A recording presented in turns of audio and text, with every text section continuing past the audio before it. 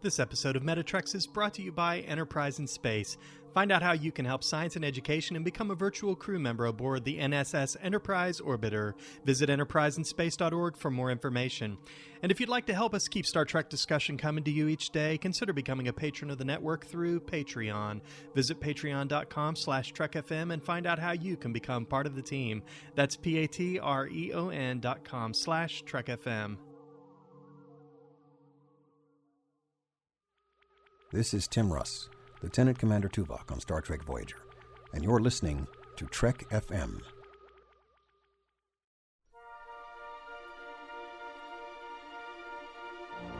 There's no greater challenge than the study of philosophy. My philosophy is that there is room for all philosophies on this station.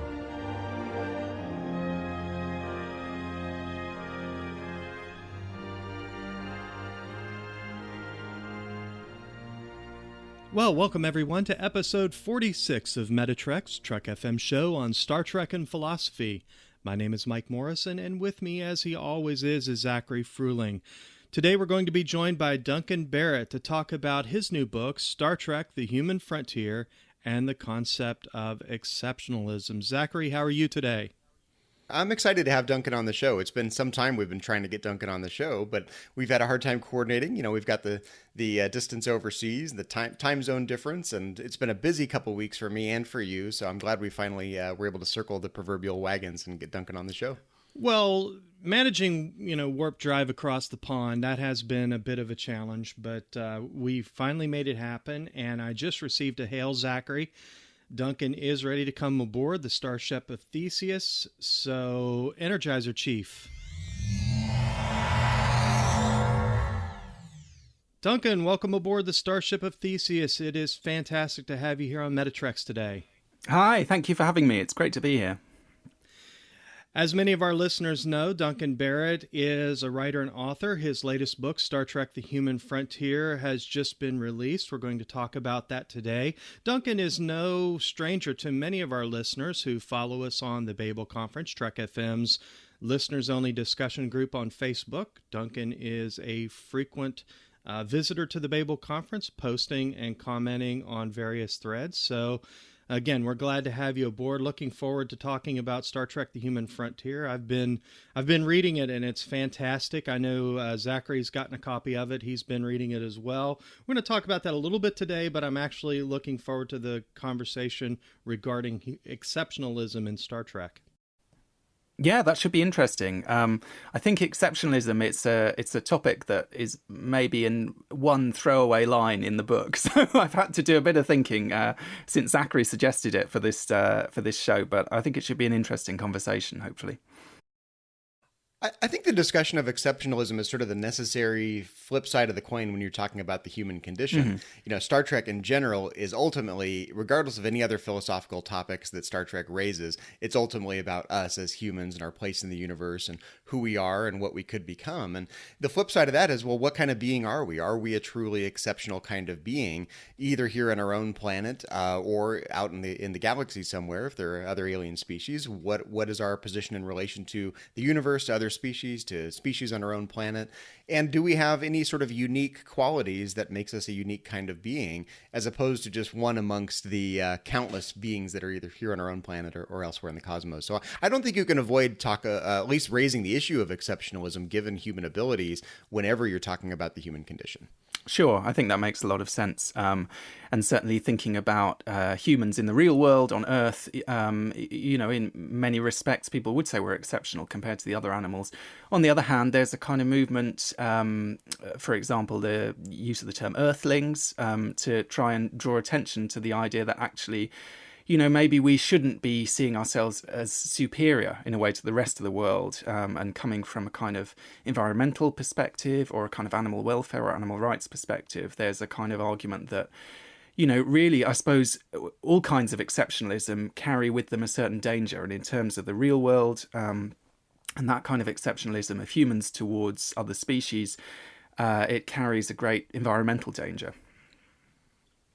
Well, I think there's two separate issues as it relates to exceptionalism. One is just the more fundamental question is, are we even exceptional in any regard? Do we in fact have a higher degree of consciousness or a higher degree of knowledge or a higher degree of abilities compared to other species? And Star Trek really does push back on this. I'm thinking of things like Star Trek 4, when we learn about the intelligence and the communication abilities of whales, right? Star Trek, even on our own planet, tries to say maybe our rational faculties are not as superior as we like to think they are. So that's one part of the discussion. I think another part is, given that, what are the ethical implications of that? Are those rational faculties the kinds of things that convey ethical responsibilities, or is ethics grounded in something altogether different, like the ability to feel pleasure and pain, or something else, right? But so I think it's hard, because I think you kind of want to jump right into talking about the ethics, but I think it's not obvious at all that ethics should be grounded in rational ability. I think some philosophers like Kant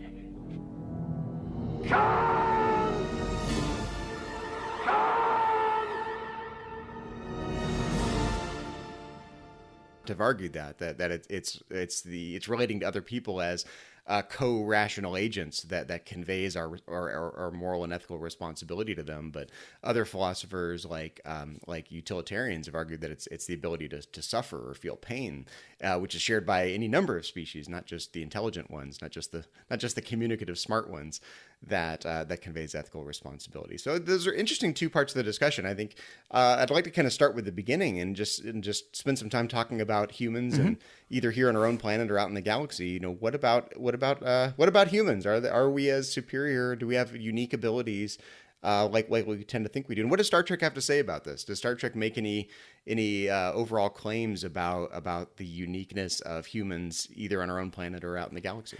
Well, I think Star Trek tends to present humans as special as compared to the other kind of alien races that are encountered, certainly the races that are encountered on a regular basis. I'm thinking maybe the most sort of crystallized example of this that springs to mind for me is Observer Effect, the Enterprise episode, where you have the Organians who are studying the various species, and they mention, the Klingons, the Cardassians, they mention these other species that we're familiar with. And the experiment that they're conducting, basically they discover something from it, which is that humans behave differently from essentially every other species that they've encountered. And consistently in Star Trek, what it is that is different about humans, or one of the things that's different about humans, but the thing that is picked up in that episode is this idea of compassion. And you see that, I suppose, going right back to the Corbomite maneuver, right back to, some of the very earliest Star Trek ever made. It's that kind of compassion for your enemy, compassion helping people. On the other hand, so you have this system where the defining feature of humans, the defining feature of the Federation, in a sense, is a kind of compassionate sensibility compared to these other species. And yet, what's the most fundamental guiding principle of the Federation? It's the Prime Directive, which is consistently opposed to compassion. And obviously in Enterprise, we learn that the Prime Directive essentially is kind of a Vulcan legal imposition, in a sense. And so obviously in a lot of those Enterprise episodes, I'm thinking of Dear Doctor or, Cogenitor, or some of these other moral dilemma episodes, you have exactly this kind of conflict between human compassion and a kind of principle of trying to hold back from that.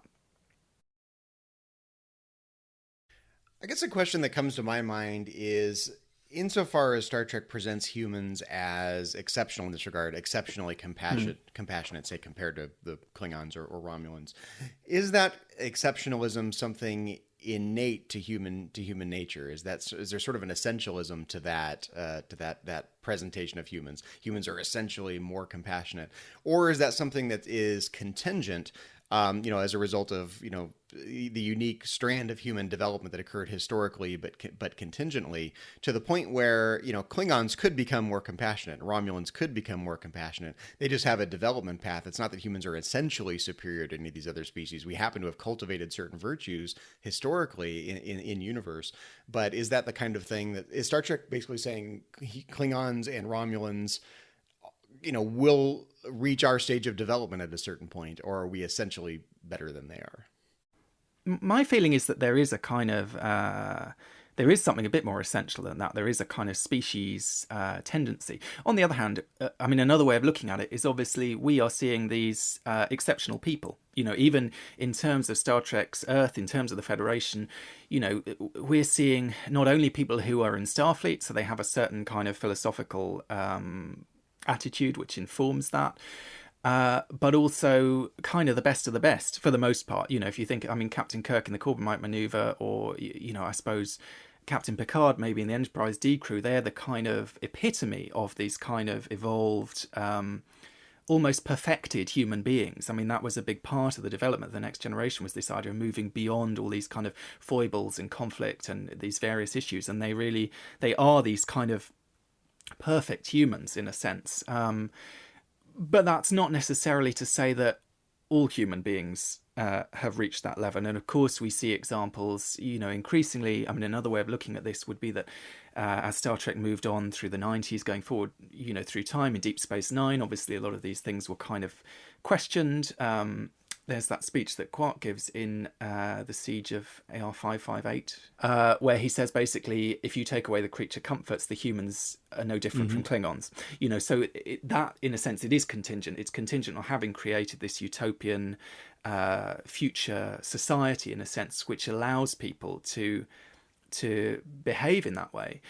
And you see that even, you know, you get this sense. I mean, if you think of First Contact, for example, there's this, when Picard invokes this idea of the evolved sensibility, but it's immediately shot down. You know, Lily basically proves it's bullshit. And you get the same thing in Deep Space Nine. Miles O'Brien in Hard Time, he says, you know, we were brought up to believe these things about human beings, but when it came down to it, I didn't behave in line with those ideals. So there is a sort of idea, I suppose, after Gene Roddenberry's death anyway, that this evolved human sensibility might be a bit of a myth, and that maybe people have bought into it a bit too much. But, you know, you scratch the surface, or you change the conditions of the kind of geopolitics, and it starts to crumble. Do these evolved sensibilities, you know, that are referred to, do they serve the same kind of role that, say, Plato's Republic served from a political philosophy standpoint? Maybe establishing some sort of utopian ideal that people will inevitably fall short of, but the mere fact that humans have lofty ideals, a la Star Trek ideals, does that itself give us, you know, place us in some sort of higher sensibility? Just the mere fact that we have ideals that are, you know, I think Star Trek is not neutral about this. Star Trek would say these are better ideals than the ideals of the Klingon Empire, the ideals of the Romulan Empire, right? Even if case by case by case, each individual human, you know, inevitably falls short because, you know, like you said eloquently, you know, the ideals are somewhat bullshit, as Lily points out to Captain Picard. People fall short, but is it a good thing that we have those ideals, however much we fall short? Does that itself make the human or Federation ideals exceptional amongst the field of other ideals that other empires have? Well, if you ask Captain Janeway, she'll tell you that the ideals are what actually, you know, enable their survival, in a sense. There's that speech she gives quite early on in Voyager, isn't there, where they've been sort of flirting with a degree of compromise in their dealings with the Kazon, and it all goes horribly wrong, and there's a kind of bloodbath. And she says, the principles, the ideals of the Federation are the strongest allies we could have, you know, counterintuitively, in a sense, because she is in this situation where you might expect her to bend the rules a bit, to kind of not be like Picard in his situation. This kind of, you know, he's in some ways in a safer position to occupy the moral high ground. And yet she consistently... She could have turned into Captain Ransom. Right? Yeah, well, exactly. That's the danger. And you see how easily it happens for her, actually, because in Equinox, as soon as she... almost the fact of seeing this other ship, she becomes infected with this kind of moral relativism herself, because she then resorts to this kind of torture, effectively. She loses Chakotay's support, she loses Tuvok's support. And, you know, Janeway is the kind of arch-idealist, and yet all it takes is this kind of horrific view, I suppose, of another path that her and her crew could have gone down. And it clearly affects her dramatically. It has some kind of deep... it's like a loss of faith, I suppose. And I guess that's another way of looking at this question. You know, what you see in First Contact, this idea of this evolved sensibility, is it true, is it bullshit, or whatever. One of the things that kept coming to my mind when we were when we were talking previously about this topic, is the speech from Hamlet that Picard quotes to Q quite early on in The Next Generation. What a piece of work is a man. And one of the things that's kind of interesting about that speech is that Picard quotes it without irony. So he quotes it as if he's kind of completely bought into this idea. Now, actually, the situation in Hamlet is a lot more complicated than that. There is this kind of soaring rhetoric. There is this kind of elevated concept of a man, and the idea, the words that are expressed, they do apply very strongly in a sense to Picard and the Next Generation crew. In action, how like an angel; in apprehension, how like a god. These are the kind of things that an alien species of a less technologically sophisticated race, that is how they would see the Enterprise. They are going around doing good work like an angel. They do have an apprehension, an understanding of the universe, which is far more complicated, which is, more technologically sophisticated. They have a better understanding of science, etc. So in some ways, it's not surprising that Picard should buy into this, but it kind of ignores the fact that in Hamlet, what Hamlet is saying is, okay, I know I should believe all of this, but I can't because of his mental state and so on. He says, but to me, what is this quintessence of dust? And then to go even further, he undermines it with a kind of cheap sexual innuendo. He ends by saying, man delights, not me. No, nor woman neither, though by your smiling you seem to say so, because either Rosencrantz or Guildenstern is obviously smirking at him. So I suppose in some ways that's kind of indicative of the Next Generation position, consciously or not. I don't know whether whoever wrote that episode was, in a sense, misreading the context of that speech, was just selecting and editing. But it must have been interesting for Patrick Stewart, obviously, as a Shakespearean actor. He would have had a kind of appreciation of the kind of broader context there. So I wonder if on some level there is a sense of the slight blinkeredness of that kind of, Roddenberry's box, as they called it, of this kind of mindset that TNG was in, of kind of, they've drunk the Kool-Aid and they're not questioning it. And it takes a few years, and it takes probably after Roddenberry's death to get to this point where later Star Trek is sort of beginning to chip away at this, and obviously in First Contact, maybe that's the most striking example for Picard of when that kind of confidence in those ideals begins to disintegrate. You mentioned Captain Janeway. She mentions often that the principles of the Federation are guiding principles, and I think it's really interesting and really underappreciated the way in Equinox Chakotay's character has evolved. He's gone from someone who doesn't always want to do things kind of above board. He's the one that's usually more willing to compromise, more willing to bend the rules. And yet here he is starkly opposed to Captain Janeway, who he more or less feels is crossing a line, and he questions her, he calls her on it. And so I see how those principles in practice have really changed his moral character over the course of the series. You mentioned the Organians previously, and I think throughout Star Trek, there's no doubt that humanity is presented in a way that insinuates that we are, as a species, exceptional. However, Star Trek kind of waffles on that principle. I'm thinking of Errand of Mercy, the other episode from the original series in which we see the Organians, in which the Federation and humanity really, in contrast, are not much different from the Klingons. We're bloodthirsty, we're ready to go to war, and it takes the superior wisdom of the Organians to put a stop to it.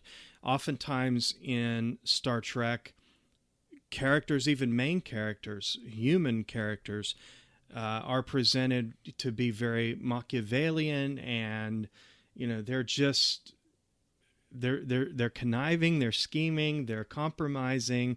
So I wonder, Duncan, as you think about these contrasting pictures of humanity, do you suppose that Star Trek itself is not sure how we fit in terms of our own exceptionalism?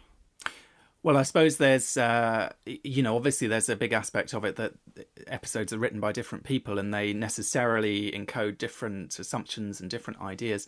I think it's true. I mean, if you look at the original series, I suppose there was, you mentioned Errand and Mercy, also A Private Little War. There is a kind of cynicism there to some extent, and a slightly depressed, I'm just thinking, Private Little War, there's a kind of crushing cynicism to that, in a sense. And I suppose maybe that does change by the time of the next generation, though. But I guess, so you can point to these kind of changes. I suppose we might say TNG is the kind of high point of that kind of confidence and of the kind of Roddenberry's box and of the kind of this sort of positive belief, and then it gets sort of chipped away again. But I guess also you see things that work in different directions. I mean, part of the issue, I suppose, is that when we're dealing with Star Trek, often we are dealing with something that is kind of close to allegory. There's a degree of metaphor. It's, obviously we can take it on one level as a sort of, a fictional story that is consistent and is within its own terms true. But at the same time, what are these different species representing? I mean, the kind of classic other races in Star Trek they're simplified to an extent. In one of your early episodes, you talked about this in terms of virtue ethics, the Klingon honor, the Vulcan logic, the Ferengi acquisitiveness, and so on. They are kind of simplified aspects of real world human beings. And there's a kind of acknowledgement of this almost even within Star Trek in Enterprise when Ambassador Soval tells Admiral Forrest, we don't know what to make of humans because they have all these conflicting qualities. They can be logical one minute, they can be wrathful the next. And really all he's saying is they are actual human beings as opposed to these kind of simplified aspects of real humanity, which is kind of the model for making those different alien races in Star Trek. So I suppose it depends what does being human represent in Star Trek? Is it literally just a biological fact of this species, in the same way as we might say what is it to be a cat or what is it to be a dog in the real world? Or is there sort of something more in there? Is there something more metaphorical? What does it represent? And I think for me, in terms of the issue of exceptionalism, when I watch Star Trek, I am completely absorbed in this kind of idea of, humans are best, humans have these noble qualities. I can kind of sign up to that. It's quite inspiring in some ways. But at the same time, really what it means to be human in Star Trek a lot of the time is to be democratic, to be liberal, to be, it's this other set of values which aliens landing on Earth would not necessarily say these are the values of Earth. They're kind of, they're, I suppose, in some sense, they're sort of American values. They're kind of enlightened Western values to a certain extent. So it's possible to kind of sign up for that and to sign up to Star Trek's humanism, where that kind of represents a certain sort of philosophical, political, they're secular typically, view, which might be different to the real world where, for me personally, if I think about humans in relation to other species on Earth in the real world, as opposed to other fictional species out in space, I'm not sure that I do have such a confidence in terms of human superiority, at least when we're talking about moral superiority. Obviously, humans are technologically far superior or far more developed than other species, and we have a kind of control over the world and so on. But I think there's a big question as to whether that gives us a kind of right to use other species as we please, or a responsibility to take care of them or to take care of the world and not to cause damage, because obviously, compared to any other species on Earth right now, humans have the greatest capacity for doing harm, in a sense. And I'm not sure that some of the ideas that we have, that we are morally superior to other beings because we have philosophy, because we can have podcasts and discuss these issues, and obviously cats and dogs can't, are necessarily true. And, research actually suggests that to a certain extent there's a degree of kind of human chauvinism in all this, because obviously it's hard to know what ethical qualities other animals might have, but there have been studies, famously you see dolphins rescuing people from storms. There have been studies on mice where they showed altruistic behaviour. So a lot of these kind of essential ideas that we think make us different from other animals and superior to other animals, in the same way as you might say the humans are superior to the Cardassians or the Klingons or whatever. Actually, again, when you sort of scratch the surface, it's maybe a bit more complicated than it seems at first. You mentioned the Forge previously, and I know you talked about this in your book, Star Trek: The Human Frontier. You mentioned a moment ago, you referred to it in your book as overriding aspects of the personalities of these alien cultures. In fact, you said many of Star Trek's alien races are defined principally in terms of some overriding aspect of their personalities, whether honor, logic, or acquisition, talking about Klingons, Vulcans, and Ferengi respectively. But you put a quote in there from Ambassador Soval from the Enterprise episode The Forge, in which he says to Forrest, "We don't know what to do about humans. Of all the species we've made contact with, yours is the only one we can't define. You have the arrogance of Andorians, the stubborn pride of Tellarites. One moment you're as driven by your emotions as Klingons, the next you confound us by suddenly embracing logic." We know that Star Trek is an exploration of the human condition, and certainly those, as you referred to them, overriding aspects of the personalities of these alien races are really windows into our own. Forrest goes on and says, "I'm sure those qualities are found in every species," to which Soval counters, "not in such confusing abundance." And if humanity really is not alone in the galaxy, certainly these qualities can be found elsewhere. I mean, do you really think that these other species share similar qualities, or are in Star Trek, or are they truly defined by these overriding factors? Mike, I think this is a great question, and it ties together a couple of threads. I've been taking some notes while you guys have been chatting. One thread that occurred to me is kind of the brilliance of including a race like the Vulcans in the original series. Yeah. Humans are very proud to tout our rational faculties, right? This is one of the defining characteristics. One of the things that does distinguish us from other life forms on the planet. We at least have communicative abilities that other species don't seem to have. We seem to reason about things and in ways that other species don't seem to be able to. So there is something exceptional about the human race here on our own planet in terms of those abilities. And as a side note, I remember going to a conference some years ago and listening to Jane Goodall and her work with the great apes. She basically summarized it as saying that other species have the same qualities we do. They reason about things. They help each other. There's an ethical, societal component. But it's a question of degree. It's not a question of kind. Mm-hmm. They have all the same properties we do, but we seem to take them to the nth degree as humans. So I think that if we're looking for any one of those qualities, we can find it elsewhere on our planet and presumably elsewhere in the galaxy if there's life out there as well. But at least in our own world, we seem to take some of those qualities to a higher degree. But the nice thing about including something like the Vulcans is it puts us in our place, right? If we have rational faculties, along come the Vulcans who are better philosophers and better rational agents than we are, right? So they kind of have this diminutive effect on human ability. And when you combine that with other races that you see in Star Trek, combine it with the other casting choices like McCoy representing human emotion, showing the complexity and the tapestry of all these qualities that do make up human nature, it kind of prevents you from relying on any one of those qualities as a definitive defining exceptionalistic element of human nature. So I think that's kind of the brilliance of from the very beginning of Star Trek, including alien races, to kind of put humans in their place, put the mirror back at us and say, look, you think you've got all these properties, but you really don't. There might be other species out there that have these properties and qualities to a greater degree than we do. And then balancing that by saying, well, that's okay because we have emotions and we have these other properties that make up for our deficiencies in any one of those qualities. So the true virtue of humanity might be in our balance or our blending of these different elements together. I think that's definitely true, that there's a kind of emphasis on balance and compromise.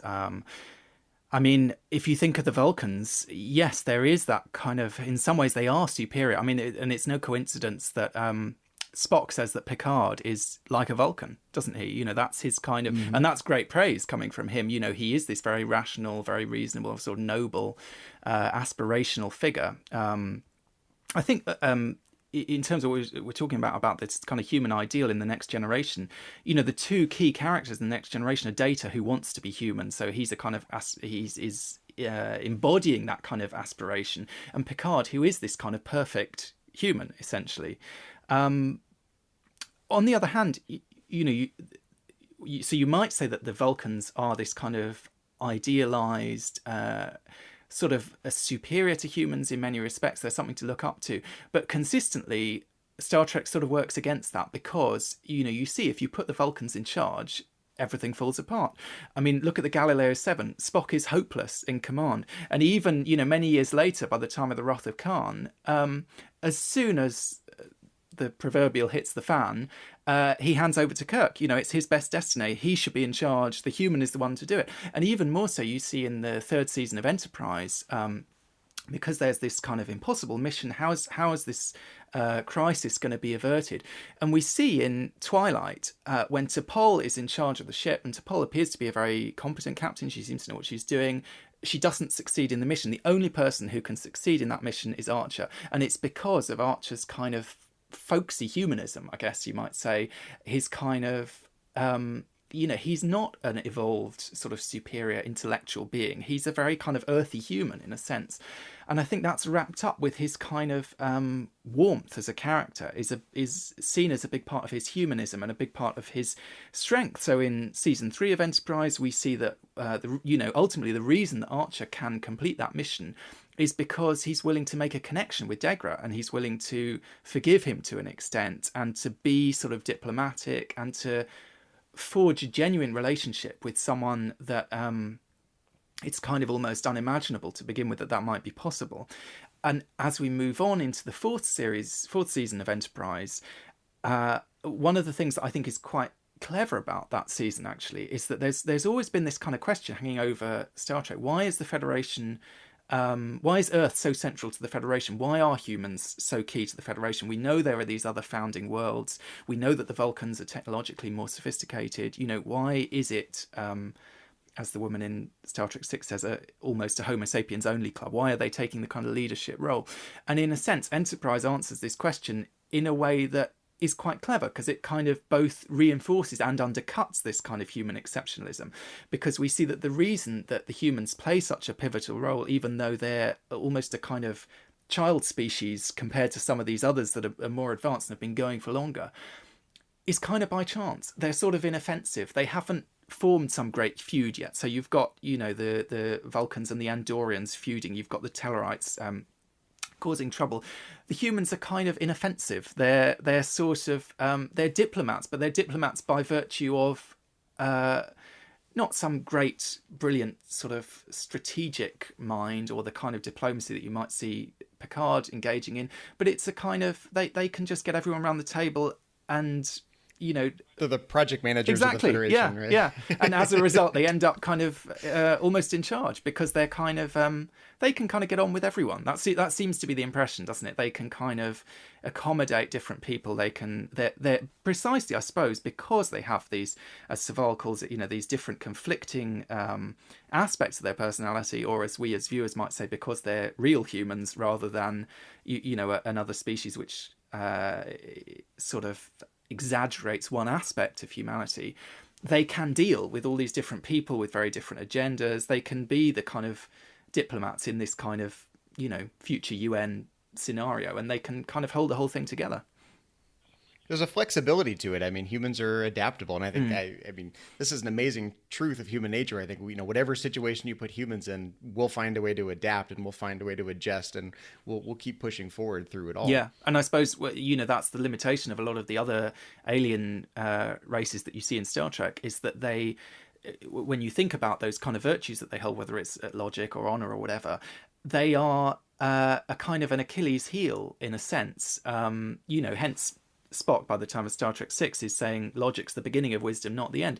And it's there's a speech in Voyager where Tuvok has done something that Janeway disapproves of, and he says it was logical, and she says, that's logic can be used to justify anything to a certain extent. I think she says that's its strength and it's also its flaw.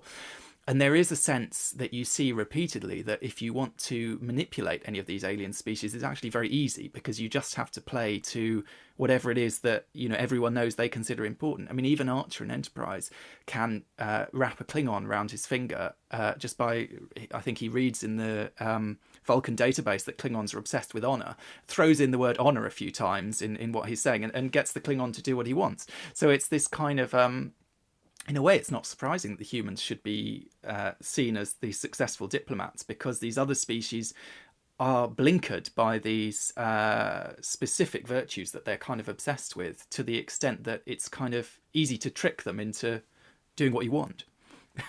Plus, we learned that in Deep Space Nine that if you leave the Vulcans in charge, it leads to very high-stakes baseball games. Well, yeah, that's true, of course. Duncan, I think what you're saying is very in line with my own intuitions. I suppose my thoughts earlier were that each of these attributes, these overriding personality aspects of these different species within the Star Trek universe, have limitations. Logic has its limitations. Honor has its limitations.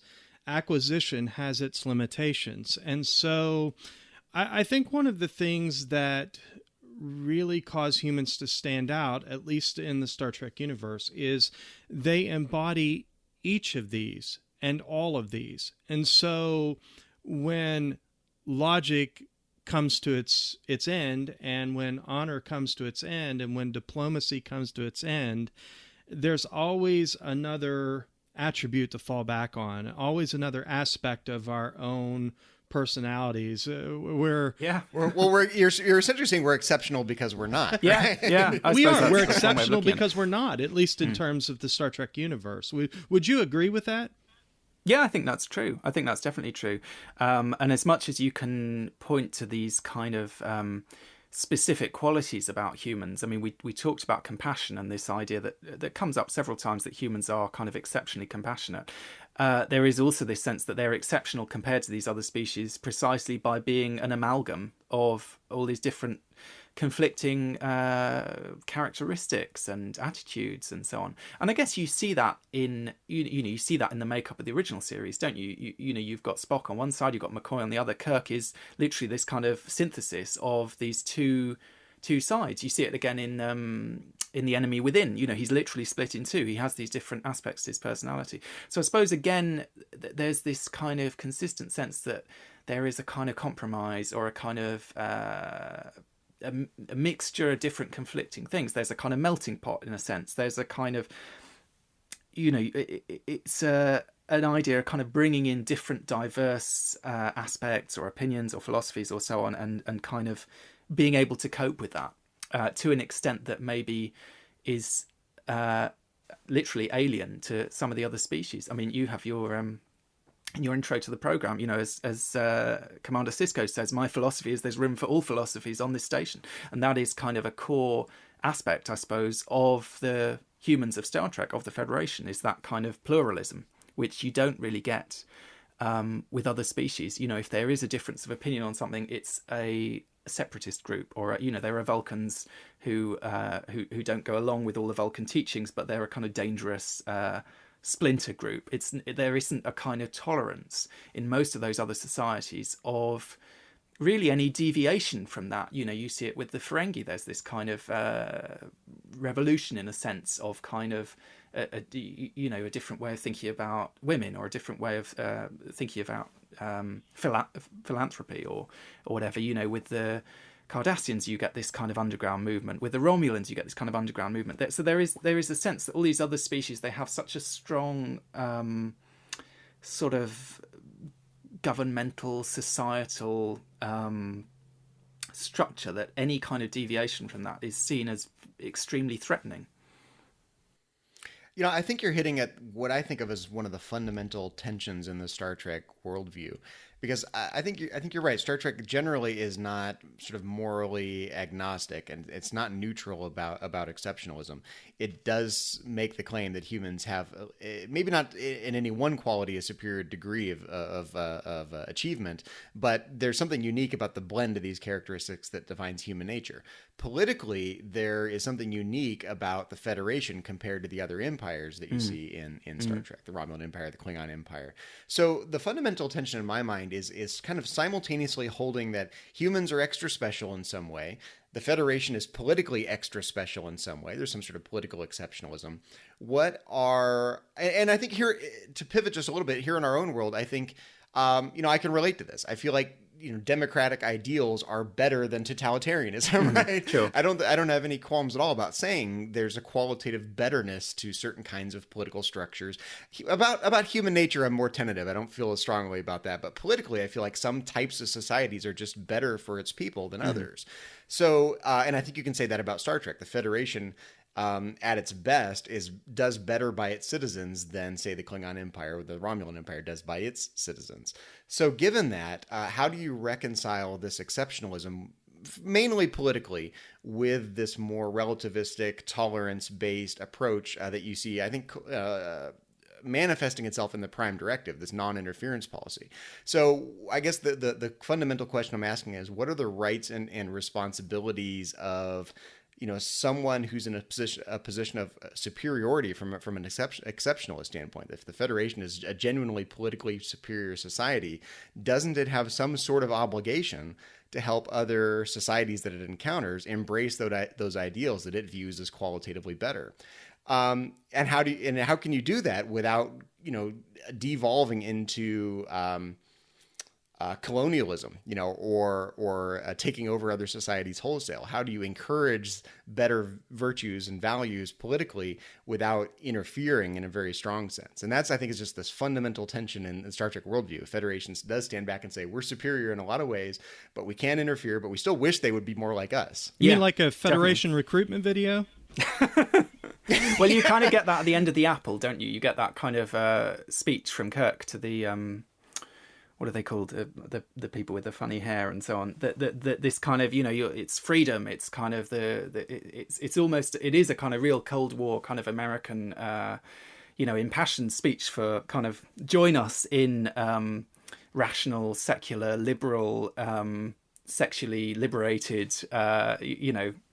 1960s USA. Kind of, that's the kind of the model there. So I suppose you do get it there. But generally speaking, it's true. I suppose the Federation is constrained by not imposing its values on other species, however much, we might want them to. And again, you see played out this kind of issue when dealing with other cultures that have some, what we might think of as a superstitious belief, or they have some kind of cultural practice that we don't agree with. I'm thinking, for example, of the man who has to commit suicide when he's 60 years old because that's what his society believes. Or, again, you see with Cogenitor in Enterprise, the kind of, there is that very strong desire to intervene, to help, to, nudge that society in what we would consider the right direction. And yet at the same time, there's this kind of deeply held principle that we mustn't interfere. And I suppose one aspect of that is that, we're given to understand that in Star Trek, the violations of the Prime Directive, however well-intentioned, can have disastrous consequences. That you can't. There is a kind of element of. I mean, it's funny, we were talking about observer effect. It's exactly that kind of thing, that you can't predict the effect that you're going to have. You can't control it to a certain extent, and people might end up worshipping Federation starships, or they might, it may have unpredicted consequences. So I suppose that's partly where that anxiety comes from. But I think this kind of colonial anxiety is sort of there in the background a lot of the time. I was one of those people. I was slightly disappointed. I actually really enjoyed it. But when Beyond came out in the cinema, having seen that trailer, which had this line about the frontier pushing back, I sort of thought, oh, is this going to engage with this kind of colonial issue about the Federation, and kind of touch on that anxiety a bit more, which it rears its head ever so slightly in Star Trek, and then it tends to pop back down. I'm thinking in Enterprise. In I think it's either Demons or Terra Prime, the ex-girlfriend of Travis says to him, or he says to her anyway, that she tried to persuade him not to join Starfleet because she saw space exploration as the last vestige of colonial impulse. I feel like you can kind of blow colonialism out of proportion in Star Trek. Yeah. Yes, there are these big galactic issues. How much of an impact can you make on an empire? This galactic scale, right? On the other hand, day in and day out, captains in Starfleet encounter situations that walk the fine line between normal cultural practice and morally wrong exploitation. And I'm thinking of something like the Next Generation episode Symbiosis, when Captain Picard encounters these two species they've kind of evolved together. It's the episode where there's one of the species is addicted to drugs, and the other species is their whole economy is wrapped around developing this drug, and basically there's a symbiotic cultural relationship, but it's very exploitative. Yeah. You've got one of the two species living in luxury, and the other species is basically devolved into being drug addicts as a planet. And Captain Picard basically says, this is not normal cultural development. This is exploitation at the end of the day. And I think it's not always easy to tell the difference. And whenever you see these Prime Directive violations, I think Starfleet captains are very, very willing to toss the Prime Directive aside, when they see what they consider to be a case of just outright moral exploitation, not on a galactic scale, but on these individual, episode by episode type of instances. And what should they do in that situation? Should they just say, not my problem, it's the Prime Directive, however much we don't like it, we don't intervene? I think the solution at the end of that episode is very interesting by sort of restoring the natural balance, cutting off the transfer of drugs between these two worlds and letting them, returning the sort of quote unquote returning them to their natural evolution without this exploitative relationship. Captain Picard kind of says, I can have my cake and eat it too. Yeah. I can plausibly say I'm not interfering and returning them to their natural evolution, and I can feel good about myself that I help stop this moral exploitation. That's the kind of situation I see Starfleet captains being in every day. They're not willing to just stand back and not intervene when they see something that's outright morally corrupt or exploitative. It is, in a sense, a question of kind of squaring the circle. He has to find a way around or a way of bending the rules, in a sense, so that he can say he's still following the Prime Directive whilst also, in essence, doing not doing the opposite, but kind of not being constrained by it to the extent that it appears is going to be kind of legally necessary. So I guess there's a lot of kind of that almost is in many of those dilemmas. That's kind of the job of the Starfleet captain, isn't it? Is to find a way of bending the rules in the right way so that they can have their cake and eat it. And that's something that I don't see a Vulcan captain doing very well, bending the Prime Directive. I could see Spock doing that. Spock would say, I didn't tell a lie, I exaggerated. Because he's half human and he's got, human values as well, however much he tries to ignore them. But I can't see a typical Vulcan captain doing that. That's something that a uniquely human Federation captain, as we see in, or Starfleet captain, as we see in Star Trek, could do. Yeah, I don't want to say that because there's certainly other captains and whatnot. But certainly I think Star Trek takes the position that humans have the ability to bend the rules when necessary. We can make those practical judgment calls and not be bound by a rule. So, guys, I want to switch gears for just a moment. Duncan, you mentioned earlier Data, and I want to talk a little bit about Data because in many respects, he's an enigma in Star Trek because he's an artificial life form. In Encounter at Farpoint, he notes to Commander Riker that he is superior to humans in virtually every way. And he says, and yet I'd gladly give it all away to be human. And Commander Riker says to him, "It's a pleasure to meet you, Pinocchio." So let's talk a little bit about Data. He is, in all respects, superior, and yet he longs to be human, which, by any definition, is beneath what he already is and what he's already achieved. Zachary, we were talking in the Turbo Lift about unification and a conversation that Data and Spock have. Do you want to throw that in there as well?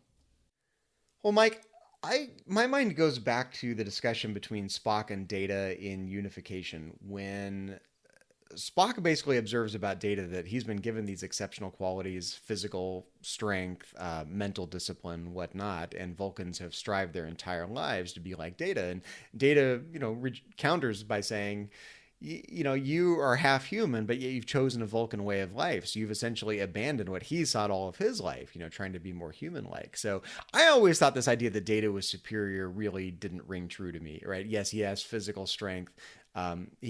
Insofar as the mind is like a computer, which is a very specious analogy anyway, yes, Data is the epitome of human reason, conceived in this very 20th century way. And in the late 20th century, there was this attempt to try to analyze the human mind like a computer in terms of functional input-output relationships. There's a term for that view, functionalism, in philosophy of mind, and I think that's a little out of vogue now compared to say 20 or 30 years ago.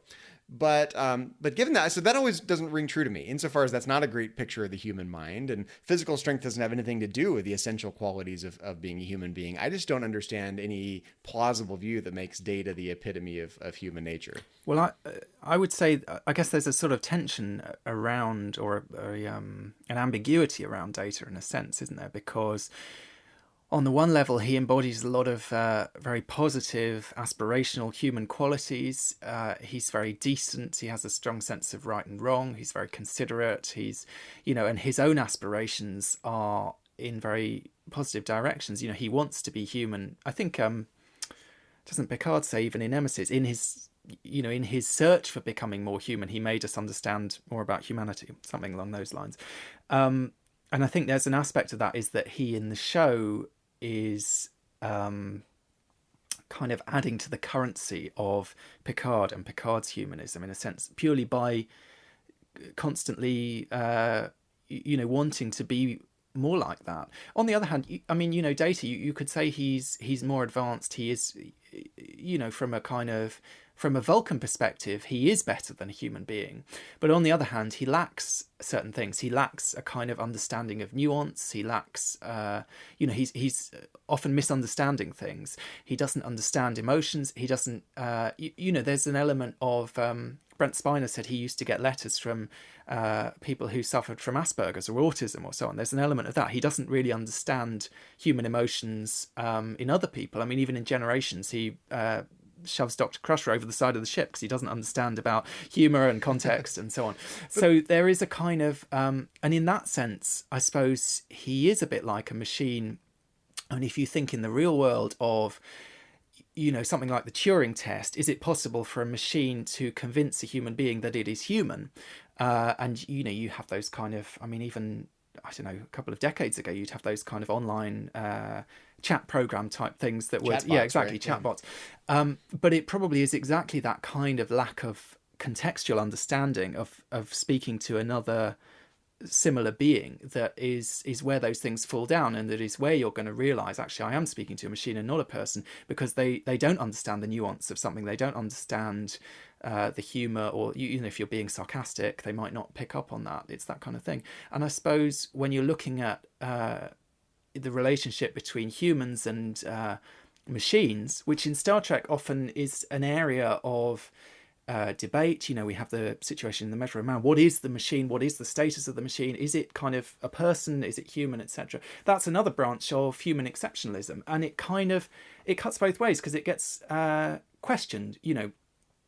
Data's just a machine. The Doctor is just a hologram. Janeway consistently says for a long time in Voyager, he's just a hologram. He's just a hologram, and that use of that word "just" is very loaded, because that is an exceptionalist position being voiced in that word. In a sense, it's saying I am something more than whatever that thing is. Data isn't it. I'm merely a hologram. And of course, again and again, what we see in Star Trek is this kind of humanization of the machine entities, or of the holographic entities, or whatever, where we realize that they're not just whatever we said they were. Just they're part of what we are. They're kind of welcomed into the fold. And it's no coincidence in The Measure of a Man, you have this analogy with slavery. It's exactly the same thing that happened in the real world with slaves, with, black people that were encountered in other countries by the white kind of colonialist travellers. They were dehumanized. That's the danger of exceptionalism, is that you dehumanize other beings that should be treated on an equal level with yourself. You know, you think, I'm the white European, I'm exceptional. The black African is not of my order. They're of the order of the rest of the world around me, all these animals and so on. So you literally dehumanize those people. And obviously that's the situation that Data is in until he is granted, obviously not being human in a literal sense, but in a kind of metaphorical sense. That is really what's going on, because he's being treated as a person and not a thing. And, you know, for us as humans, we do tend to, I mean, there's another whole question about whether we should be allowed to think of animals as things rather than as beings. But, you know, that is the kind of underpinning of human society these days, is that human beings are people, and other animals around the world are treated as property. I'm thinking of the episode in Theory in which we really see the limitations of Data's programming. You mentioned previously, Duncan, that he doesn't understand the nature of relationships, emotions. These are concepts that are beyond his grasp. And I love it that he kind of goes around the ship and he asks advice. Worf says, you know, we don't pursue relationships. Klingons conquer, you know, what they want. And I think probably the best answer that he received was from Captain Picard, in which he said, I'd be delighted to offer some advice. He said, you know, about understanding women, and when I have some, I'll let you know. Well, I think, Mike, from a Turing test standpoint, Data's not he's not a very good candidate for passing the Turing test, right? He's very clunky with language. He's socially awkward. I don't think he's a plausible Turing test candidate. Laura is actually much better at this. I think that Laura would be a much better candidate for passing the Turing test than Data. Tasha Yar might think Data's fully functional. When you turn out the lights, maybe you can't tell the difference. But not maybe emotionally functional. The thing that Data has, in my mind, is kind of this Socratic wisdom, knowing what he doesn't know. He knows he doesn't fit in, and he knows he doesn't use language correctly all the time, and he knows he has a lot to learn, and he's on this quest. And this Socratic wisdom is part of Data, part of the appeal of Data, part of the reason he's a lovable character. You know, he develops, of course, over time. But I don't think it's not because he's the best, most human-like android out there. Right. Well, my point, Zachary, is that I think at the end of the day, it's his quest to pursue humanity that makes him in some respects superior, because he recognizes his own limitations and yet he tries to transcend them. And I think that's a picture really of the Federation. I think that's a picture of humanity, for that matter. We recognize our limitations and we strive to transcend them. And I think at the end of the day, that's, if there's anything exceptional about humanity, that's it. Well, any one of those factors we've talked about would be a reason for humans to stay on Earth and not get out there in the galaxy, right? And the Vulcans basically say as much to the humans at the beginning of Enterprise. They basically say, "You're not ready, you know. Stay, you know. We're not going to give you this technology. You know, you have a ways to go from a developmental standpoint." And humans are like, "Yeah, we know all those things. We know we're not perfect. We know we have a lot to learn, but we're going to go out there and try to do some good and see what we can learn and see who we can form relationships with." And I think, being aware of your limitations. I mean, certainly not every human does this, right? There are a lot of people who are not aware of their own limitations, for sure. So I don't think that's an essential part of humanity, but it's one of our better qualities. I think, you know, when we're at our best, we know what we're good at and we know what we have yet to learn. And it's certainly in Star Trek something that is, if not unique to humans, it contrasts with most of the other species that we are familiar with on a kind of ongoing basis. I mean, I was thinking, first of all, you know, what we were just talking about, you know, Picard says in First Contact, we work to better ourselves and the rest of humanity. That's his view of human beings and the Federation more generally. That is also precisely what Data is doing on a kind of personal level. I suppose the other quality that differentiates humans, I mean, we talked previously about this kind of moral quality of compassion. The other thing is they're explorers. You know, their mission is to seek out new life and new civilizations. That's the reason they're out in space. They're exploring, they're learning about space, they're learning about themselves. You know, as Q points out at the end of The Next Generation, they're learning about what it means to be human. They're learning about the parameters of human experience and so on as well. And really, none of the other main species that we see in Star Trek, that's not what they're doing there. They're defending their empires. If they're Klingons, they're seeking glory in battle. If they're Ferengi, they're seeking business in the Gamma Quadrant. They're not exploring the Gamma Quadrant to see what's out there. They're exploring it to see where they can make money. If they're Romulans, they're kind of policing their territory in a sense and ensuring their own borders are secure and so on.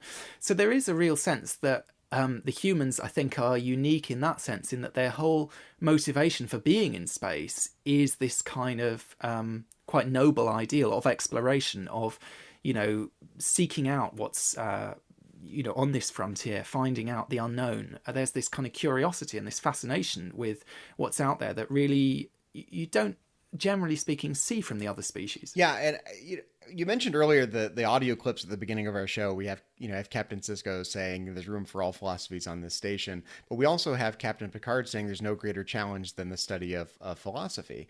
And I think I'm the first to say that I think the early seasons of The Next Generation just do not get the credit they deserve from a philosophical standpoint. In fact, even here on Metatrex, we haven't dwelled on them as much as I would like. We need to do a few more episodes on some of the things that come up in those early seasons of TNG.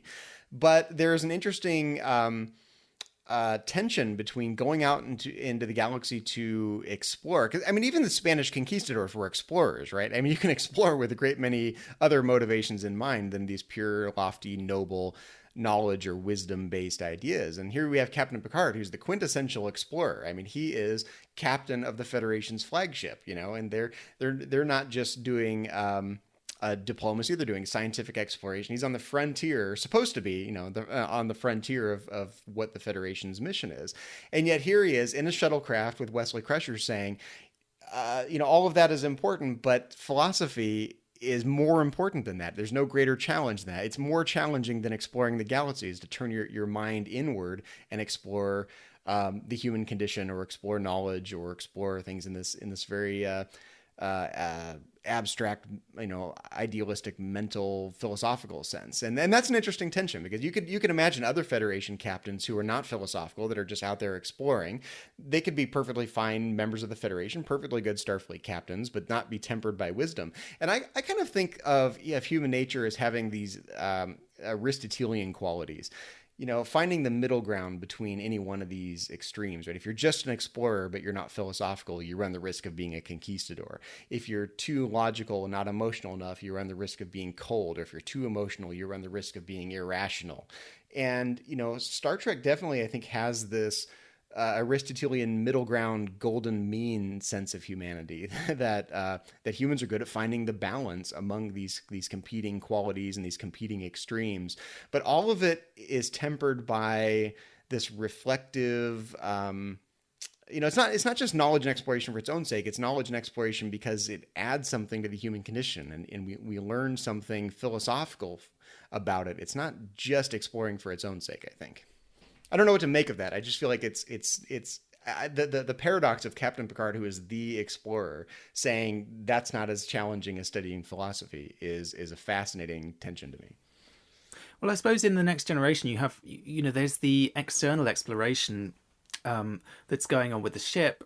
Although, to be honest, I mean, a lot of the time in The Next Generation, they're just ferrying diplomats. They're not really exploring the new. Exactly, they're dealing with a situation that's already understood, or they've been told go to this planet because they're having a problem with this thing. So in a sense, they're not.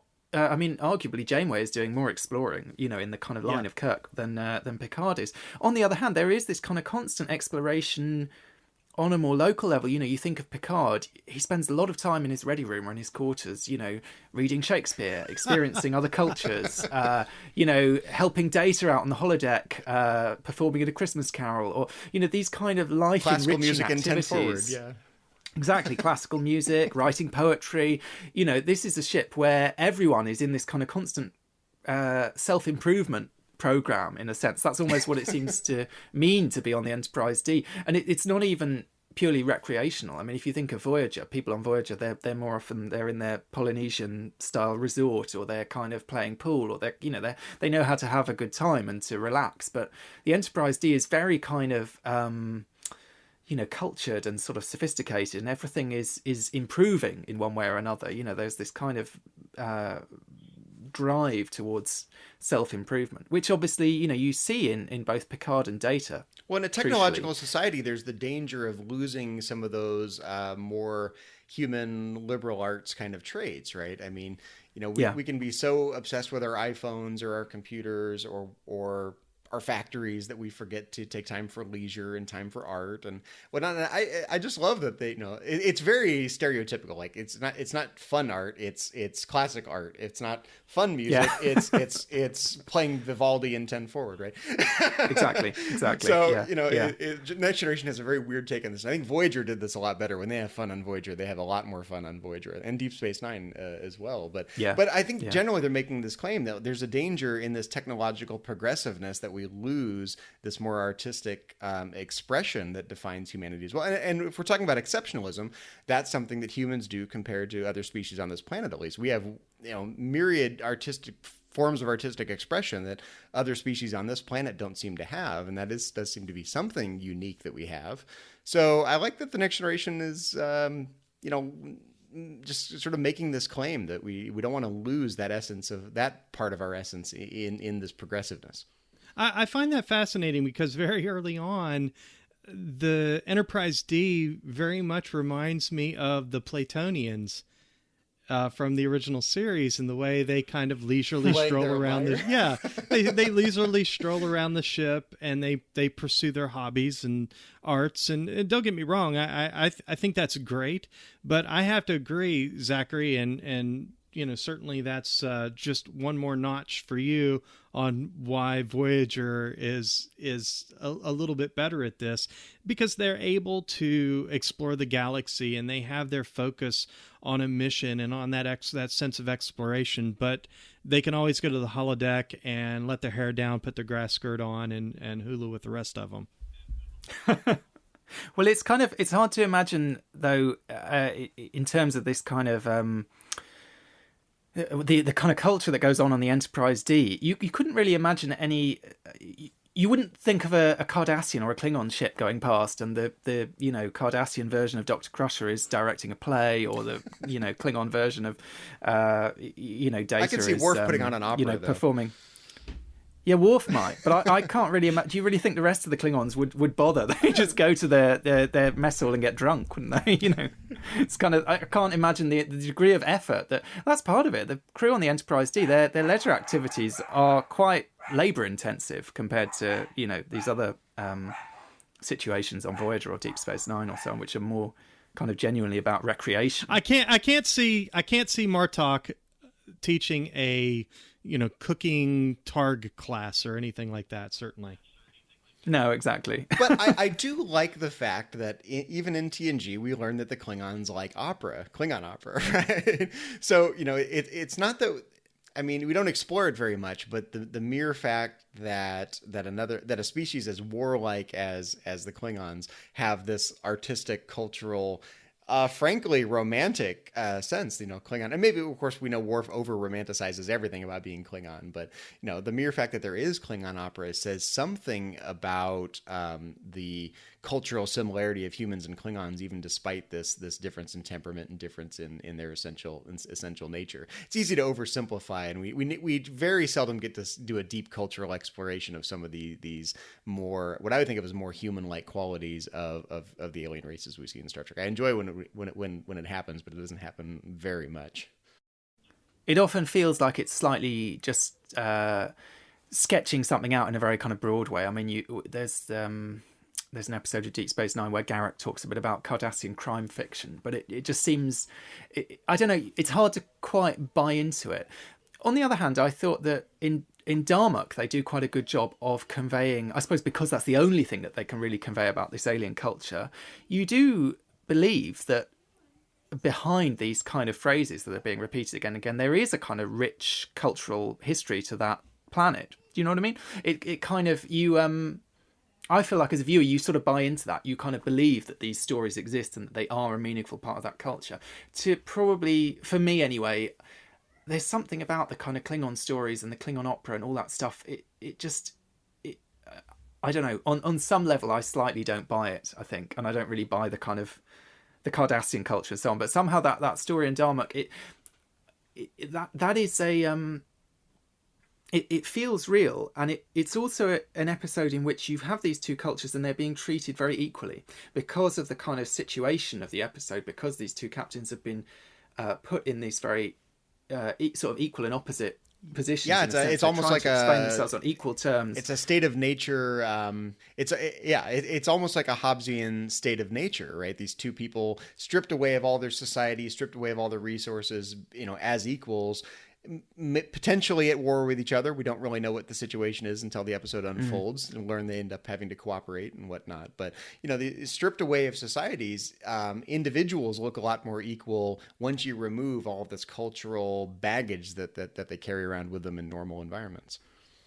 And it's a very unexceptionalist story in a sense, because it isn't about the humans being superior, or in a sense Darmok is a kind of retread of Arena, isn't it? And in a way with Kirk and the Gorn, we kind of assume the Gorn would have killed Kirk if he'd been in Kirk's position. Kirk, of course, displays this kind of signature human compassion and doesn't kill the Gorn.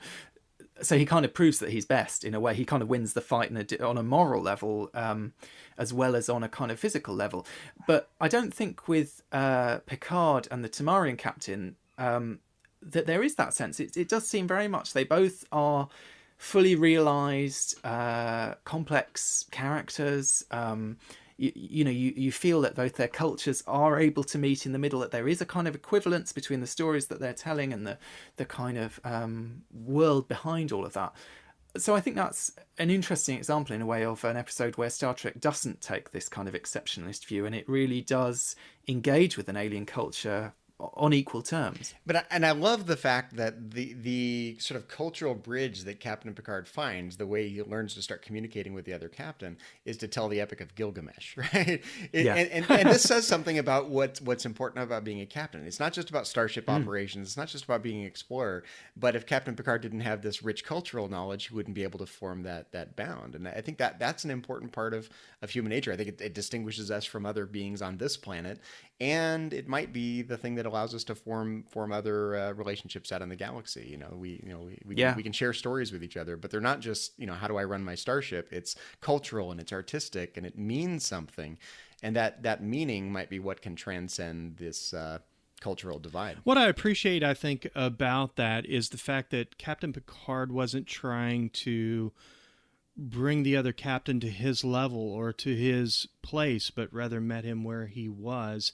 I know some of the darker chapters of human history are chapters in which cultures went in and forced change in other cultures. I'm thinking about African cultures, even South American cultures, for that matter, in the history of the United States, trying to affect change among Native Americans, in which we feel that we've achieved something by teaching them to wear Western clothing and speak English, and ignoring the fact that they have these deep, rich elements of their own culture and their own identity. I appreciate that about Star Trek The Next Generation, that they were able to recognize that. And you don't see the Federation, at least in the run of the series, you don't really see the Federation pursuing that type of mission as they explore the galaxy. Well, I guess this is the heart of my earlier question. Can you have that kind of cultural assimilation, helping other groups of people progress towards some ideal without demolishing their culture outright? Sure. Would there have been a better way to learn to interact with? Native Americans are a great example. Would there have been a better way to learn to develop together as a society or societies without dehumanizing them, without, as you say, making them wear pants, right? Or Western clothing, right? yeah. Western clothing, right? Would there have been, what's the middle ground there? Option one is just don't engage at all, let them be their own society. Option two would be, what did in fact happen, which is this massive cultural assimilation, just the destroying of their culture, essentially, more or less. What's the healthy middle ground between those two extremes? Well, and it's an interesting subject to kind of come around to, because, of course, we're talking about exceptionalism. In the real world, the term exceptionalism is very heavily associated with American exceptionalism, going right back to the kind of... I was going to say the founding of America, the pre-founding of America. The first settlers in America had this idea that they were on a mission, and this kind of idea of manifest in destiny, Star Trek, as they you called see it, yeah. manifest destiny, Yeah. exactly. And in Star Trek, you have something very similar for the humans. There is this sense that their destiny is in space. I mean, life on Earth is nice, and it's very comfortable. But really, if you want anything meaningful to happen in your life, you need to get on a spaceship and go out and explore. And there's definitely that exact feeling, kind of manifest destiny, which in Star Trek is about exploring space. And there is, we talked a bit about this colonial anxiety. There is a darker side to exceptionalism, which we've touched on when we sort of talked about slavery and dehumanization and so on. But it's also it's something that's kind of tied into it, because whenever you feel that you are different from others, there's a danger in terms of how you're then going to treat those other people. And that is something that happened, obviously, with the Native Americans and the settlers in America. And it's kind of tied up with that idea of being on this kind of almost divinely ordained mission, on this kind of having this destiny in the world that makes you special. And in Star Trek, we see the dangers of that, I suppose, sometimes in encountering other species who also think they're exceptional. I mean, I'm thinking in Enterprise, for example, you have the Trianon, the suicide bombers, basically, who, they think they're on a religious mission. They think they're better than everyone else, in a sense. And what it leads to is, a devaluation of a human or any life, really, because they think they're kind of better than anyone else. You see it as well with Paxton, obviously, in Enterprise, who is a real, you talk about human exceptionalism. He is the ultimate human exceptionalist. He thinks humans are better than all these other species. He thinks humans should not interbreed with these other species. And he has this he has a complete confidence in manifest destiny, in a sense. He has this vision of humans going out and taming the universe. That's the word he uses, taming it with human hands. And it's very much this idea of we are special. We are these kind of, anointed people who are going to go out and shape the world in our image, or to our own desires, or, the way that we want it to be. And obviously, we see repeatedly these ideas are dangerous, because there's always someone who's going to be on the other side of that, and they're not going to come out of it very well. It would be very easy for a Starfleet captain to take the power of his or her starship and go on a quest to, make civilized the uncivilized people he encounters, to attack the things he doesn't agree with. And generally, Starfleet captains are really good at restraining themselves about that. There are some exceptions. I'm thinking of people like Captain Ben Maxwell, the Starship Phoenix that we see in The Wounded in The Next Generation. He basically takes his starship on a personal quest, attacking Cardassian vessels and whatnot. But generally, there are guardrails in place, right? Starfleet captains have a lot of power at their disposal. In fact, even in that episode, the Cardassian captain says there's a huge arsenal at Captain Maxwell's command, right? And there is. And what do you do when you have a huge arsenal at their command? And in the real world, we have that. We have, presidents of countries that have their finger on the button of a huge arsenal of nuclear weapons. This is a realistic situation. So what do you do in that situation? Well, you put guardrails in place. You have accountability. You have division of power. You form healthy relationships with other societies. There's a whole host of things you can do to prevent that abuse of that type of power. And I think the Federation, plausibly has a lot of those guardrails in place, even despite the huge arsenal of command at the arsenal at the command of Federation or Starfleet captains.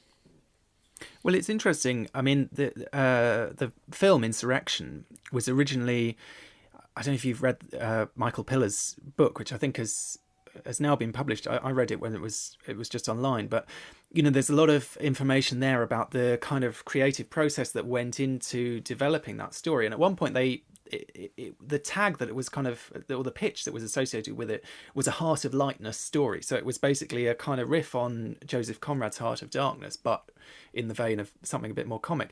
And there was exactly that kind of idea, which does kind of bleed through into the film with Data, I think, because he ends up basically just working on this kind of ethical impulse, in a sense, that he's sort of interfering with the with the culture, which they think of as primitive culture. And I think there was in one of these early drafts this idea of this Starfleet captain who was an old Academy friend of Picard's, who'd sort of gone into that role and gone into slightly the kind of Kurtz role in Heart of Darkness of sort of setting himself up in this certain position with regard to the species on the planet or the natives or whatever.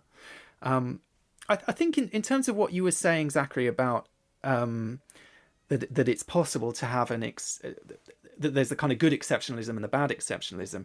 Obviously, that's true. It's true in Star Trek. Anyone would rather live in the Federation than in the Cardassian Union or probably in the Klingons or the Ferengi or whatever. We would rather live on Earth or live under Federation law. It's clearly a better society for its members, and in a sort of principled sense, in the same way as, of course, our sort of current liberal democracies are better than fascism, or etc. Or even in the present day, we would say it's much better to live in America than to live in North Korea. But I suppose there is a danger that maybe is touched on a little bit in Star Trek, that what is the line between kind of exceptionalism and chauvinism? When does it become, even if it's not about a kind of abusive relationship or an exploitative relationship, is there this kind of danger in this kind of understood sense of superiority? One of the things it makes me think of in terms of the kind of real world current context, we were talking about American exceptionalism, is, I don't know if you've seen the TV show The Newsroom, the Aaron Sorkin show, the very first episode of that, the kind of key sort of iconic scene really is that the main character, who's this kind of news anchor, is asked in a panel discussion, why is America the greatest country in the world? And everyone else on the panel gives these various reasons why they say that's the case, and he very controversially says it isn't. And he goes through this whole list of reasons why other countries are, have better educational system or a better system of this or that or the other, basically. And I suppose the argument there is that it's not necessarily that this kind of orthodoxy that America is the best country in the world, which continues today. I mean, if you look at the current presidential election, the Republican platform, American exceptionalism is a part of that platform, and it's not necessarily just the Republicans, because Michelle Obama's speeches also touch on that, this idea that America is the greatest country in the world. But I think really what that show, The Newsroom, was saying, or what this speech was saying anyway, was that having that attitude is limiting to a certain extent, because you feel complacent, and that maybe it's better to say, look, maybe we're not as good in this area as this thing, or maybe we could aspire to this, or maybe we could aspire to that. So I suppose what we're coming back to again is this idea of aspiration. And one of the things that we've said, in this conversation that's exceptional about the Federation, about the humans, about Picard and Data and so on, is this idea of wanting to be better, of wanting to improve ourselves and so on. And I suppose the danger is, if you believe that you're already qualitatively different from everyone else and essentially better than everyone else, then maybe that drive is going to be slightly suppressed, because you feel you've already reached the point that you were, that you should be going for. And maybe it's this idea, Q says at the end of The Next Generation, there's this exploration of existence. We see it even in the original series, in Amok Time, Spock talking about the difference between wanting a thing and having a thing, that idea of sort of the quest and trying to the journey. If you look at Voyager, to the journey, that's what it's about. It's not about the destination, it's not about the end point, it's not about whether you've reached it already. It's about that kind of movement towards the ideal. And in a way, once you decide that you've already reached it, there's a danger that you're kind of there's nowhere else to go. So, Duncan, I'm currently reading this book called The Cry for Myth by an author named Rollo May. And this is not an author I was familiar with. He's a psychologist with most of his work seems to be centered on therapeutic treatments and whatnot. This one I found interesting. He basically makes the claim in the book that societies throughout history have needed their myths that they tell about themselves. The stories and the guiding principles and the heroes and the narratives that define who they are as a people. And that in the 20th century, we've seen a collapse of these myths that we tell about ourselves. Certainly, we tend to write things off as mirror mythology, right? Mirror myths, things that are false, almost by definition, as if myths aren't true. But he makes the point that basically we're going to make up our own myths about ourselves. Societies will make up their own myths. Individuals will tell stories about themselves and their identity and who they are. And this causes a lot of, the collapse of myth can cause a lot of angst for a society, right? As you cease having an identity of who you are, it can cause angst for you as an individual if you don't have a sense of who you are and how you fit in society and how you relate to other people and what track you're on. And I think the role of these guiding principles we've been talking about, whether they're the American Constitution or whether they're, the Federation Charter, they serve to define who you are as a people, right? So they're sort of necessary from a societal standpoint. We need something to strive for, something that defines who we are. And then the question is, what happens when you lose lose faith in your ideals? What happens when those myths get disillusioned, whether it's Section 31, whether it's being in a different environment like we see in Voyager? What should our attitude be? Should it be to dismantle the myths and to say, these principles aren't principles anymore. They're human constructions, or they are not true, or they're impossible to reach, or they're just as good as other people's stories. What happens when you have a crisis of faith in your own narratives, your own principles? I don't have an answer to that, but I feel like those ideals are necessary. It's hard to imagine a dyed-in-the-wool, totally consistent relativist / someone who doesn't hold any myths or hold any ideals. It's just not a very consistent position. You see this among Star Trek fans. I have no doubt that there are listeners on Trek FM who are like this. They have a very relativistic view, kind of a romantic view of the worldview you get in Star Trek, tolerance and whatnot. Then when push comes to shove, they actually get kind of militant about those things. that those become the ideals that they strive for. So they're not neutral. Those have just become the new ideals for them. So, what do you do in that situation? I mean, do we need these ideals? And even if we can't meet them, even if you get disillusioned, even if you have a crisis of faith in them, even if you encounter other societies that don't have them, I can't imagine that dismantling the myths or dismantling the ideals is the right solution to that. That just doesn't feel like the right solution to me. I think we need them from a societal standpoint. Again, philosophically, I feel like some ideals are just better than others. So I doubly don't think that's the right thing to do. But because especially since given in the Star Trek worldview, and the Federation is just not neutral about these things. It does have a view that all societies can come together, and that's part of their narrative, and that's part of their ideal, and you wouldn't want to dismantle that. So what do you think about that? I mean, I think ideals are necessary, and I feel like some are better than others, and I can't imagine that just knocking the ideals down a peg is the right answer. Definitely. No, I think that's true. And I suppose, one way of looking at Star Trek is it does fulfill that role for many people. I suppose obviously this is not true for everyone watching Star Trek, and it's not true, I think, for the two of you. But, historically, in a lot of cultures, religious belief and religious stories have had those kind of roles, whether that's as a kind of moral touchstone or a kind of belief system about the universe, and indeed about the future of the society, of those people in that society, and even, going beyond death, the future, what can we expect moving, what is our past, how does that define us, and what do we expect moving forward? Star Trek, in essence, I suppose I would say, is a kind of secularized, has a role as a kind of secularized myth that anyone can buy into. You don't have to have a particular religious or cultural background to buy into that. And it does have many of those qualities. It does have stories that are, morality plays, or that kind of suggest a certain way of being. It has a lot of aspirational ideas in there that people can, attach themselves to. And one of the things that we've talked a bit about, how from the sort of, after Gene Roddenberry's death, from Deep Space Nine onwards, and also going into Enterprise, there was a sort of dismantling of some of those myths, particularly the myths that were very prevalent in The Next Generation, which was, in a sense, Gene Roddenberry's kind of second draft, I suppose he saw it. This was where he'd become much more. He'd drunk the Kool-Aid by that point. He was completely committed to this idea that he was laying out a kind of framework for this utopian future. A charter, and I suppose after his death, a charter, exactly. And I suppose after his death, the people who took over in various ways did start chipping away at that. And there was always that kind of backlash. I mean, with Enterprise, the third series of Enterprise, which had this kind of real sort of post 9/11 feeling, this real, the kind of mantra of that season was whatever it takes, we'll do whatever it takes.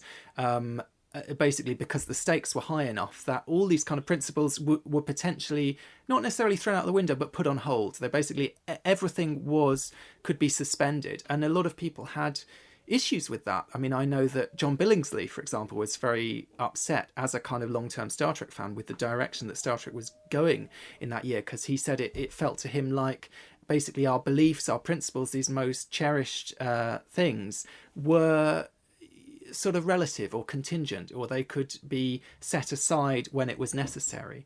And I suppose what's interesting, though, is that they managed to find a way out of that. I mean, in that third season of Enterprise, they managed to kind of get themselves out of that sort of relativistic box and come up with a quite an inspiring, sort of inspirational solution to that problem by, through the Degra character, through getting to know him, through kind of making peace with the enemy and so on.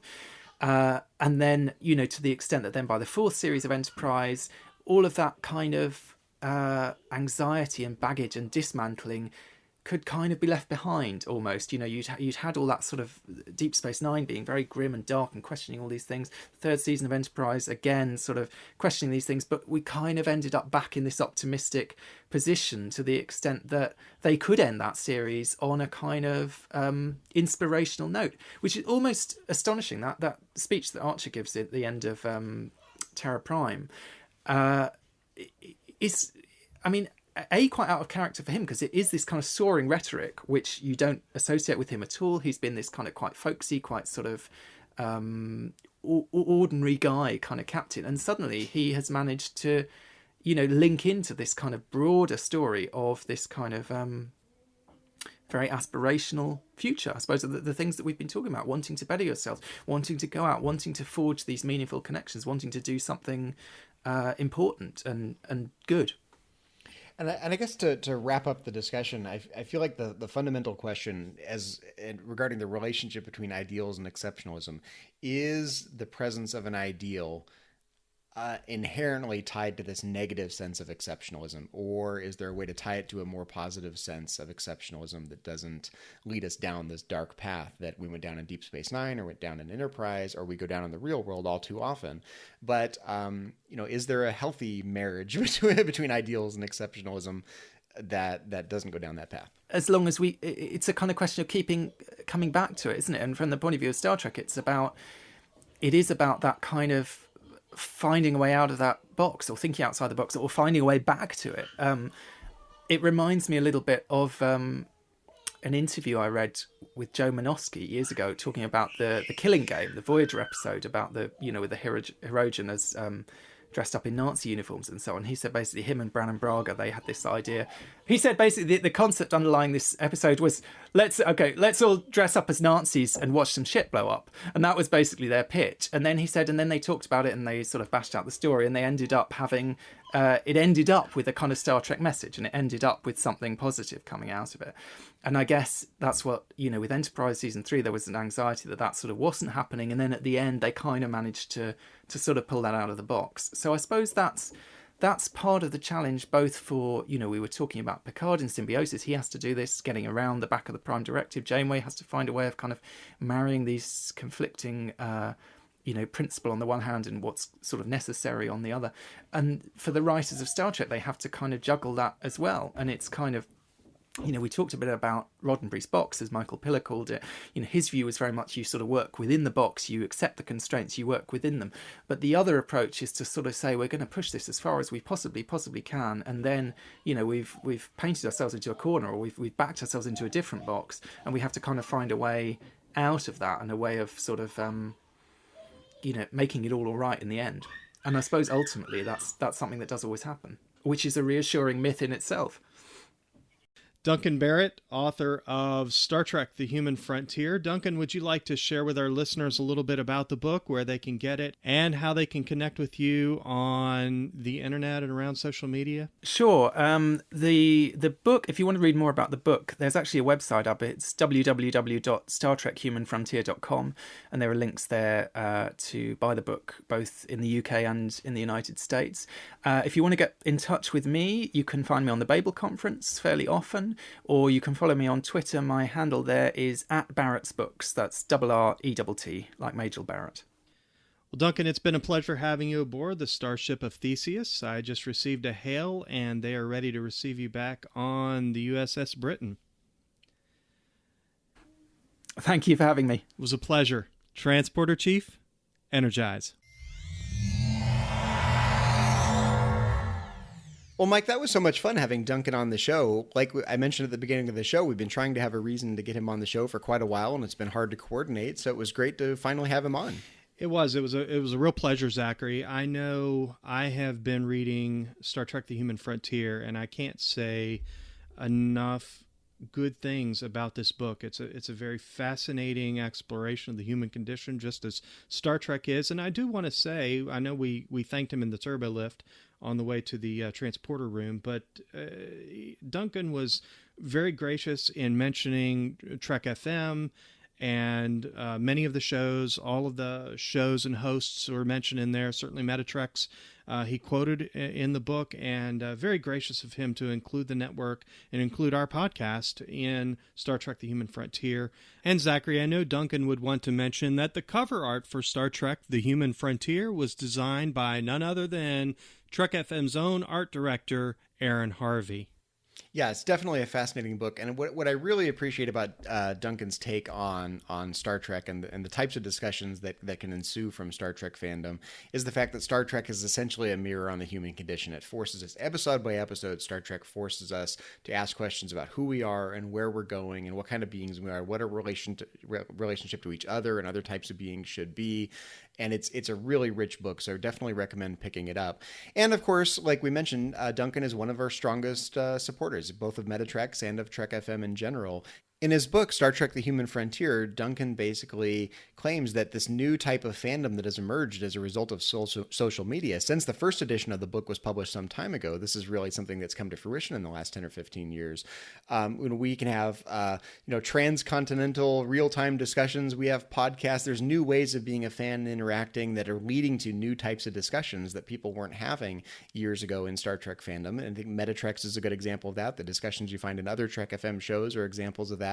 And that's a new way of being engaged as a fan and also having a richer palette of discussions than were possible previously about our Star Trek fandom. So definitely check out the book. But this isn't the only thing we've been talking about here on Trek FM this past week. So here's a quick look at some of the other things you may have missed elsewhere on the network. Previously on Trek.fm, The Ready Room. Pushing Daisies and Hannibal are two very different shows, but they both have a very strong visual look and a very strong storytelling style and a point of view. And one is quirky and one is darkly quirky and one is whimsically quirky. Standard Orbit. Just across the board, it gives you space adventure because they go to the galactic barrier. It gives you the personal dilemma, which is what Star Trek's all about, exploring the human condition. And it gives you just a fun action adventure as well. So just great entertainment. The 602 Club. With the idea of putting your faith in a lie. What do you put your faith in, and is it strong enough to hold it? What they're asking Gotham to put their faith in is a lie. And the moment, again, it comes out, it's not going to be good. And that always struck me as something that's going to be really interesting. Saturday Morning Trek. And all these things just brought in more and more people who thought they were alone, and they found each other, and they made their clubs, and then they made conventions, and that's what the 70s were about, was getting Star Trek back and finding each other. And that's what else is happening on Trek.fm. Check out these shows and find out what we're talking about in your favorite corner of the Star Trek universe and beyond. You'll find us wherever you get your podcasts. If you're an Apple user, be sure to hit the subscribe button. That helps us out greatly and makes it easier for other listeners to find the show as they search iTunes. If you're not an Apple user, we've got you covered as well. You can find our shows on Stitcher, TuneIn, SoundCloud, Windows Phone, and of course you can stream and download the MP3 file from our website and grab the RSS link as well. Another way you can help us keep all of our shows coming to you each week is to become a patron of the network through Patreon. If you visit patreon.com/trekfm, that's patreon.com/trekfm, you'll find our current goals and different milestone contribution levels, along with all of the great perks we have for you. These perks include early access to content, exclusive content, producer credits, seats in our content development team, and many more. We really appreciate any support you can give us and hope you'll join the team. Again, you'll find all the details at patreon.com/trekfm. And don't forget to check out Enterprise in Space, a project of the nonprofit National Space Society that will design and launch an 8-foot orbiter and return the craft to Earth. The NSS Enterprise orbiter will carry more than 100 student-designed science experiments into space, and you can help make it happen.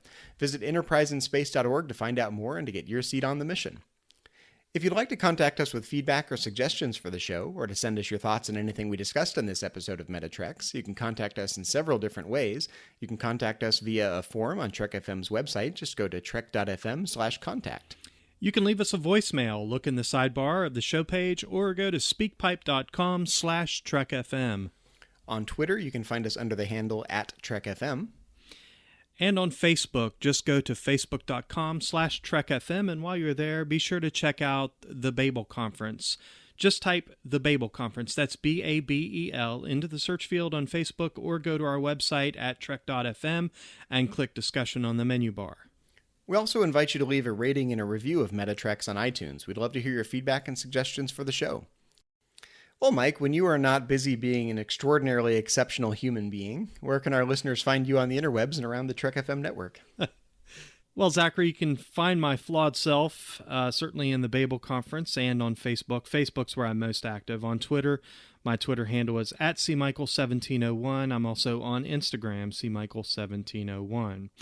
And Zachary, when you're not producing Federation recruitment videos, where can our listeners find you on the interwebs and around the network? Well, likewise, you can find me in the Babel Conference, Trek FM's listeners-only discussion group, if you want to talk Star Trek and philosophy with me there. And you can find me on Twitter. My handle is just my name, @Zachary Fruhling, ZACHARYFRUHLING. We'd like to take a moment to acknowledge the rest of the Metatreks team from the network. Specifically, we'd like to thank C. Brian Jones, the founder and publisher of Trek.fm, our executive producers, Charlene Schmidt, Matthew Rushing, and Ken Tripp, Aaron Harvey, our art director, and Richard Marquez, our production manager. And of course, a special shout out and a thank you to our 2 associate producers for Metatreks, Patrick Devlin. You can find Patrick under the Twitter handle @MagicDrop5, and Kay Elizabeth Janeway. You can find her under the Twitter handle @ChocoWeeble. Well, everyone, thanks for listening to Metatreks, a Star Trek philosophy podcast. Until next time, when we will once again boldly go where no philosophers have gone before.